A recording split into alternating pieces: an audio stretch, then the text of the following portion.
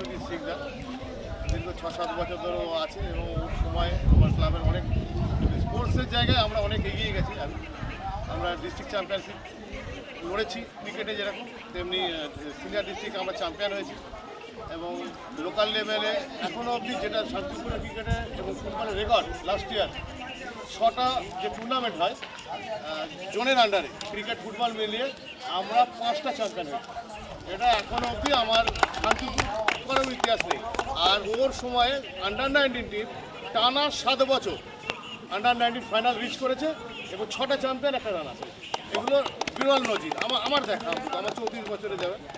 তো ও সবসময় চাই খেলাটা এগো এবং আমাদের মাঠ শুধুমাত্র স্কুলকে দেওয়া হয়, অন্য আদার্স লোককে দেওয়া হয় না। এই কারণে যে বললাম যে ওইখান থেকে প্লেয়ার উঠে আসে, সেই জন্য স্কুলকে আমরা দিই, আমাদের কোনো কস্ট নেওয়া হয় না।